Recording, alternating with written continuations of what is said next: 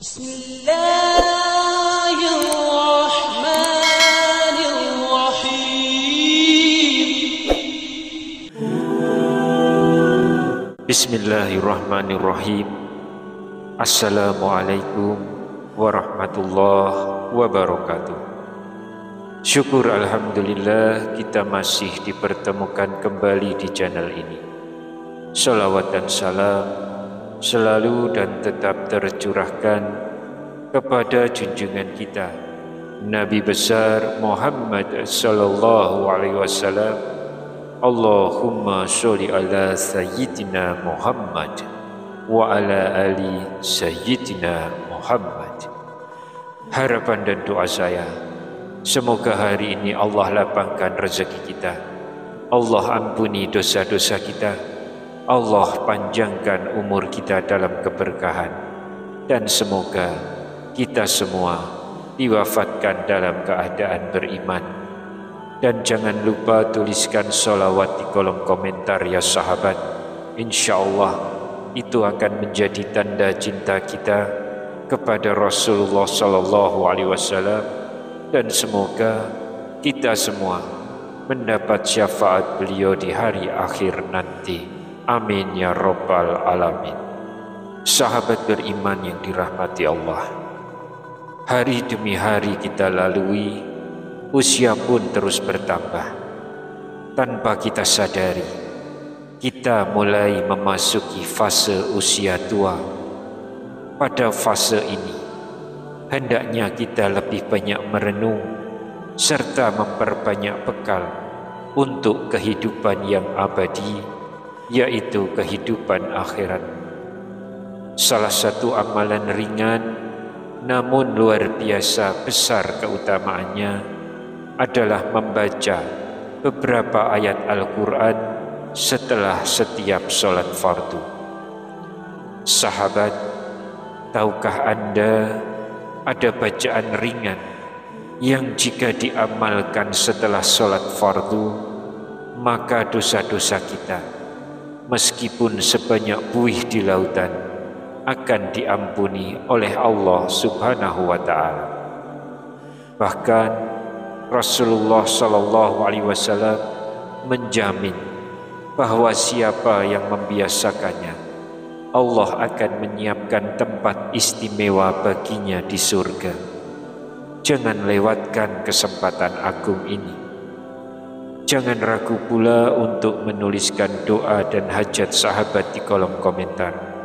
Insya Allah doa-doa tersebut akan kita aminkan bersama, dan semoga Allah Subhanahu wa Ta'ala segera mengabulkan setiap permohonan baik kita. Rasulullah Sallallahu Alaihi Wasallam bersabda, doa seorang muslim untuk saudaranya tanpa sepengetahuannya akan dikabulkan. Di atas kepalanya ada malaikat yang ditugaskan. Setiap kali ia mendoakan kebaikan untuk saudaranya, malaikat tersebut berkata, amin, dan engkau pun mendapatkan yang semisalnya. Hadis riwayat Muslim.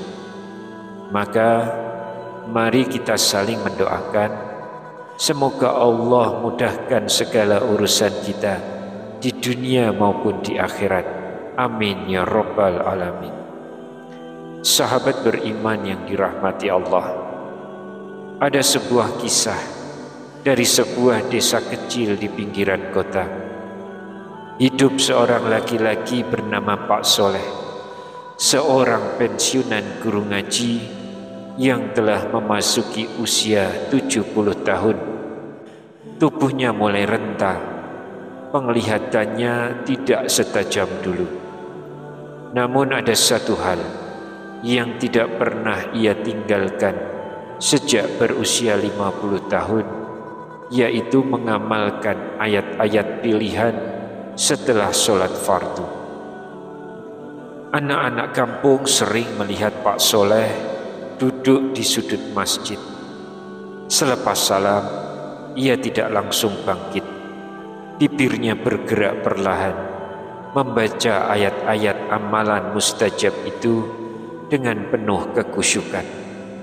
Setelahnya ia lanjutkan dengan zikir dan doa yang panjang kepada Allah. Suatu malam Pak Soleh jatuh sakit keras. Ia dilarikan ke rumah sakit dan sempat tak sadarkan diri selama 3 hari. Dokter mulai pesimis. Anak-anaknya mulai berkumpul, bersiap menghadapi kemungkinan terburuk. Namun pada hari ketiga, sebuah keajaiban terjadi. Pak Soleh tiba-tiba sadar dan tersenyum sambil berbisik, "Aku melihat cahaya putih yang sangat terang." Ada suara yang berkata, "Engkau telah mengamalkan ayatku setiap selesai sholat. Kini aku ampuni dosamu, dan aku akan cukupkan hidupmu hingga waktumu tiba dalam husnul khotimah." Seisi ruangan terharu. Sejak saat itu, kesehatan Pak Soleh membaik. Meski tubuhnya tidak lagi sekuat dulu, ia tetap setia berjamaah di masjid 5 waktu. Orang-orang kampung makin segan dan kagum kepadanya.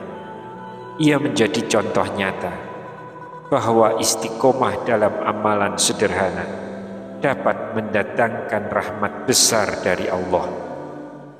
Menjelang akhir hayatnya, Pak Soleh berpesan kepada anak-anaknya, "Jika aku telah tiada, jangan lupa bacalah ayat-ayat itu setiap selesai sholat. Ia bukan sekedar bacaan biasa, melainkan kunci ampunan dan jalan menuju surga." Beberapa bulan kemudian, Pak Soleh wafat dengan tenang pada malam Jumat setelah sholat Isya. Wajahnya tersenyum dan menurut para saksi tampak bercahaya dengan semerbak harum memenuhi rumahnya. Sahabat beriman, pelajaran dari kisah ini adalah: yang pertama, istiqomah dalam amalan kecil bisa menjadi sebab turunnya kasih sayang dan perlindungan Allah. Yang kedua, membaca ayat-ayat pilihan setelah sholat bukan hanya bernilai pahala, tetapi juga menjadi perisai rohani dan mendatangkan rahmat Allah. Yang ketiga, amalan yang dijaga selama puluhan tahun akan menjadi teman setia saat ajal menjemput. Yang keempat, yang terakhir, Allah pasti menepati janjinya sebagaimana disampaikan Rasulullah dalam hadis, bahwa orang yang istiqomah beribadah akan diampuni dosanya dan disiapkan tempat mulia di surga. Sahabat beriman, dari kisah tadi tentu kita semua berharap bisa meninggalkan dunia dalam kebahagiaan dan husnul khotimah. Rasulullah SAW mengingatkan bahwa amalan yang paling dicintai Allah adalah amalan kecil yang dilakukan secara istiqomah. Amalan itu tampak sederhana, ringan di lisan, namun apabila dijaga setiap selesai sholat fardu, ia menjadi perisai rohani, mendatangkan ampunan, serta membuka jalan menuju surga. Siapa yang menjaganya dengan setia selama hidup, insya Allah akan merasakan kasih sayang Allah hingga akhir hayatnya dan dipanggil dalam keadaan husnul khatimah. Sahabat beriman yang dirahmati Allah, di antara amalan yang dianjurkan setelah sholat fardu adalah membaca surah Al-Fatihah dengan penuh penghayatan. Surah ini tidaklah sembarangan. Ia disebut oleh Rasulullah SAW sebagai Ummul Quran, induk dari Al-Quran. Bahkan beliau menegaskan bahwa sholat tidak sah tanpa membaca surah ini. Dalam sebuah hadis qudsi, yang diriwayatkan Imam Muslim. Allah berfirman, "Aku membagi solat antara aku dan hambaku menjadi dua bagian, dan bagi hambaku apa yang ia minta." Itulah keistimewaan Al-Fatihah. Setiap ayat yang kita baca mengandung pujian kepada Allah, pengakuan akan kelemahan kita sebagai hamba, dan permohonan hidayah yang pasti Allah jawab. Maka ketika kita membaca Al-Fatihah setelah sholat, jangan sekedar melafalkannya, hayati setiap makna, resapi setiap doa, karena di dalamnya ada kunci rahmat, ada janji Allah untuk mengabulkan permohonan, dan ada jalan yang menuntun kita menuju ridhonya. Sahabat beriman, amalan kedua yang dianjurkan setelah sholat fardu adalah membaca ayat kursi, yaitu surah Al-Baqarah ayat 255. Mari kita baca bersama-sama.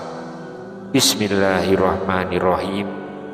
Allahu la ilaha illa huwal hayyul qayyum, la ta'khudhuhu sinatun wa la nawm, lahu ma fis samawati wa ma fil ard, man dzalladzi yashfa'u indahu illa bi'idzni, ya'lamu ma baina aydihim wa ma khalfahum, wa la yuhituna bisyai'in min ilmihi illa bimasya, wasi'a kursiyuhu samawati wal ard, wa la ya'uduhu hifdzuhuma wa huwal aliyul azim. Yang artinya, Allah tidak ada Tuhan selain Dia, yang maha hidup, maha berdiri sendiri, tidak mengantuk dan tidak tidur. Miliknya apa yang ada di langit dan di bumi. Tidak ada yang dapat memberi syafaat di sisinya tanpa izinnya. Dia mengetahui apa yang ada di hadapan mereka dan di belakang mereka. Mereka tidak mengetahui apapun dari ilmunya kecuali apa yang Dia kehendaki. Kursinya meliputi langit dan bumi, dan Allah tidak merasa berat memelihara keduanya. Dialah yang maha tinggi lagi maha agung. Rasulullah menyebut ayat ini sebagai ayat paling agung dalam Al-Quran. Baca hadis riwayat Muslim. Tentang keutamaannya, Rasulullah SAW bersabda, "Barang siapa membaca ayat kursi setiap selesai sholat fardu, maka tidak ada yang menghalanginya masuk surga kecuali kematian." Hadis riwayat An-Nasa'i. Hadis ini dinilai sahih oleh Ibnu Hibban. Ayat ini adalah ayat perlindungan yang sangat kuat. Di dalamnya terkandung makna tauhid, keagungan Allah dan penjagaannya.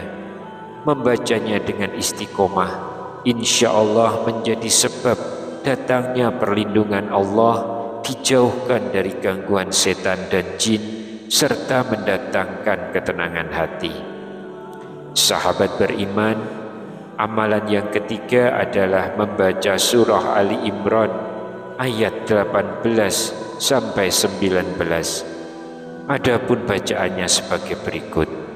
Syahidallahu annahu la ilaha illa huwa wal malaikatu wa ulul ilmi qa'iman bil qis. La ilaha illa huwal azizul hakim. Inna dina indallahil islam wa mahtalafal ladina utul kitaba illa min ba'di ma ja'ahumul ilmu baghyan bainahum wa ma ya'fur bi ayatillahi fa innallaha sari'ul hisab. Sahabat beriman yang dirahmati Allah, ayat ini mengabarkan sesuatu yang sangat agung. Allah sendiri yang menjadi saksi bahwa tidak ada Tuhan selain Dia. Kesaksian itu tidak berdiri sendiri, tetapi juga diikuti oleh para malaikat dan orang-orang berilmu. Seakan-akan seluruh alam bersuara dalam satu ikrar, bahwa hanya Allah satu-satunya yang berhak disembah dan dialah yang menegakkan keadilan. Di dalamnya juga ditegaskan bahwa agama yang diridhoi di sisi Allah hanyalah Islam. Pesan ini begitu jelas. Jalan keselamatan hanyalah dengan tunduk dan patuh kepada Allah. Membaca ayat ini dengan penuh penghayatan akan menambah iman, memperkuat keyakinan, serta mengokohkan tauhid dalam hati. Ia mengajarkan kita untuk selalu hidup dengan kesadaran bahwa Allah Maha Esa, Maha Perkasa, dan Maha Bijaksana. Setiap kali kita membacanya, seakan kita ikut bergabung dalam barisan saksi agung itu bersama para malaikat dan ulama, menyatakan keimanan dengan tulus. Dan siapa yang mengikrarkan iman dengan sungguh-sungguh, insya Allah, Allah akan melimpahkan rahmat, menjaga akidahnya, dan menuntunnya menuju jalan keselamatan.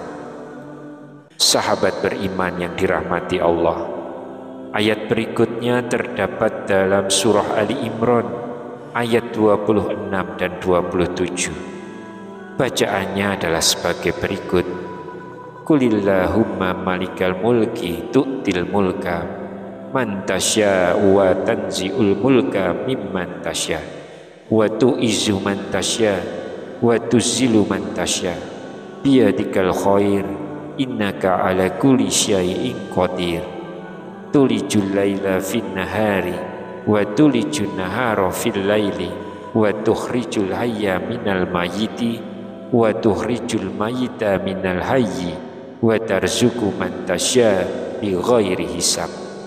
Yang artinya, katakanlah Nabi Muhammad, wahai Allah, pemilik kekuasaan, Engkau berikan kekuasaan kepada siapapun yang Engkau kehendaki, dan Engkau cabut kekuasaan dari siapa yang Engkau kehendaki. Engkau muliakan siapa yang Engkau kehendaki, dan Engkau hinakan siapa yang Engkau kehendaki. Di tanganmu-lah segala kebajikan. Sesungguhnya Engkau maha kuasa atas segala sesuatu. Engkau masukkan malam ke dalam siang, dan Engkau masukkan siang ke dalam malam. Engkau keluarkan yang hidup dari yang mati, dan Engkau keluarkan yang mati dari yang hidup. Engkau berikan rezeki kepada siapa yang Engkau kehendaki tanpa perhitungan. Ayat ini menegaskan bahwa Allah memiliki kekuasaan mutlak atas seluruh urusan kehidupan, apakah itu kerajaan, kemuliaan, kehinaan, hidup, mati, hingga rezeki yang tiada terhitung. Membacanya menghadirkan kesadaran bahwa segala sesuatu hanya ada dalam genggamannya. Maka ayat ini dapat menjadi doa yang penuh harapan agar Allah melimpahkan rezeki, menjaga dari kehinaan, mengangkat derajat, serta memberkahi hidup di dunia dan akhirat. Adapun riwayat khusus yang menyebutkan pahala tertentu dari membaca ayat ini tidak ditemukan hadis sahihnya. Namun karena ayat ini termasuk doa yang agung, membaca dan mengamalkannya jelas dianjurkan, sebab langsung mengandung pujian sekaligus permohonan kepada Allah. Sahabat beriman yang dirahmati Allah, betapa besar anugerah Allah yang tidak sepantasnya kita abaikan. Amalan ringan setelah sholat fardu bisa membuat hati tenang, doa lebih cepat terkabul, serta menjadi sebab diampuninya dosa. Beberapa zikir sederhana yang bisa kita jaga adalah: yang pertama, istighfar. Ucapkanlah astaghfirullahalazim minimal 3 kali. Yang kedua, sholawat.